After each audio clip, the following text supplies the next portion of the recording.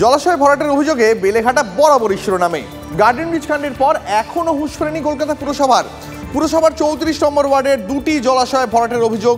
Chaulpatti road, Rajendralal মিত্র রোডে জলাশয় ভরাটের অভিযোগ। চাউলপট্টি রোডে পুকুর ভরাট করে নির্মাণের অভিযোগ। পুর কর্তৃপক্ষ অভিযোগ জানালে কিছুদিন নির্মাণ বন্ধ থাকে। অভিযোগ, রাতের অন্ধকারে ফের শুরু হয়েছে নির্মাণ কাজ। রাজেন্দ্রলাল মিত্র রোডের জলাশয় বর্জ্য ফেলে ভরাটের অভিযোগ 10 কাঠার জলাশয় ভরাট, নির্মাণ বর্জ্য ফেলে। জমি হাঙরদের ভয়ে প্রতিবাদ জানানোর সাহসটুকু পান না স্থানীয়রা। জলাশয় ভরাট যে কোনো সময় বেলেঘাটায় বিপদ ডেকে আনতে পারে। যদি এফআইআর করা হয়ে থাকে পিএমইউ ডিপার্টমেন্ট থেকে, আশা করব এরকম ঘটনা যেন না ঘটে কোনোভাবে। এবং যারা অফিসাররা আছে, এখন আপনারা বুঝতে পারছেন, এই এত বড় ঘটনার পরও যদি কারোর হুঁশ না ফেরে, চোখ না খোলে, তাহলে কাকস্য পরিবেদনার মনে হচ্ছে। এটা আমার খুব দুঃখ লাগছে বলতে, যে এরকম একটা ঘটনা হয়ে যাওয়ার পরও তারপরও যদি যারা দায়িত্বে আছেন তাদের যদি চোখ না খোলে, এটা খুব লজ্জার। এবার নিউ টাউনের বহুতল নিয়ে কলকাতার প্রাক্তন মেয়র শোভন চট্টোপাধ্যায় নিশানায় বাম তৃণমূল। টিভি 9 বাংলাকে তিনি জানিয়েছেন, মিউটেশন তৈরি হয়েছে জলাশয়ের ওপর। তখন প্রাক্তন মুখ্যমন্ত্রী জ্যোতি বসু চাষের জমিতে চিংড়ি চাষ করতে উদ্যোগী হয়েছিলেন। পরে ওই জলাশয় ভরাট করে নিউ টাউন তৈরি হয়। সেখানে সঠিক পাইলিং ছাড়া বহুতল হলে হেলে তো পড়বেই।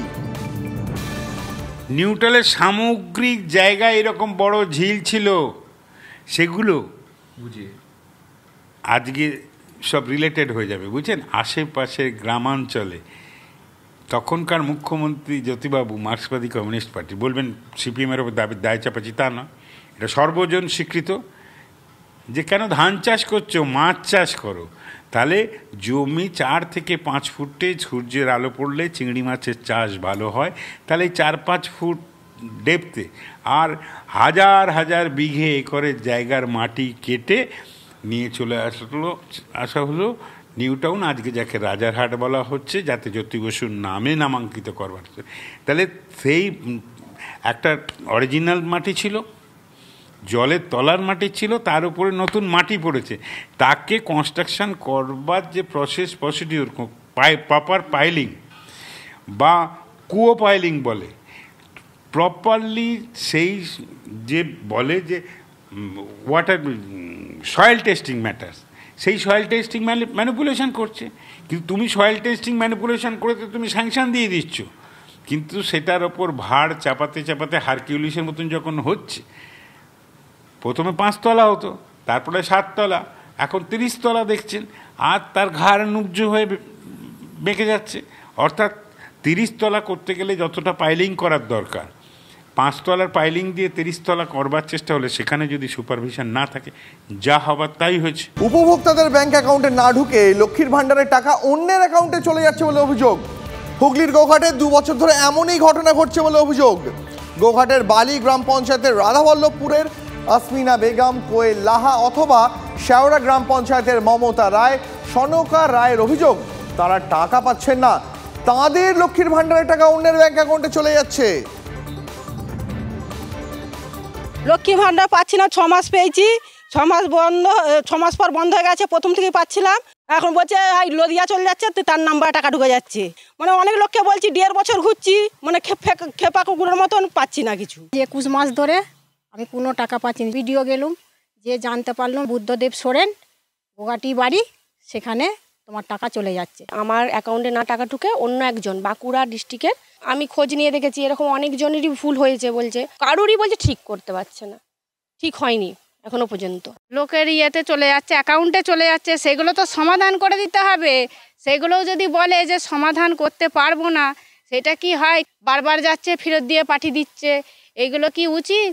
বালি কুমুরসা শাওড়া নকুন্ডা মিলে এরকম শতাধিক অ্যাকাউন্ট রয়েছে, যাদের অ্যাকাউন্টে টাকা ঢোকার কথা সেই অ্যাকাউন্টে না ঢুকে অন্য অ্যাকাউন্টে ঢুকছে, এবং সেটাও তৃণমূল কংগ্রেস মদতপুষ্ট যারা রয়েছে তারা সেই অ্যাকাউন্ট থেকে টাকা তুলছে। ব্যক্তি বলুন বা প্রশাসনের ভুলবশত টাকাটা অন্যের অ্যাকাউন্টে ঢুকে যাচ্ছে, সে সেখান থেকে তুলে নিচ্ছে। আমরা যদি একটা তথ্য সঠিক পাই, সেই তথ্য আমরা বিডিও সাহেবের সই করে এবং পঞ্চায়েত সমিতি রেকমেন্ড করে আমরা জেলাতে পাঠাচ্ছি। অনেক সমস্যা এইভাবে মিটেছে। 2-4টে হয়তো আমাদের নজরের ফাঁকে আরও কিছু রয়ে গেছে, সেগুলোও যদি চলে আসে তো আমরা সেগুলো ঠিক করে নিতে পারবো।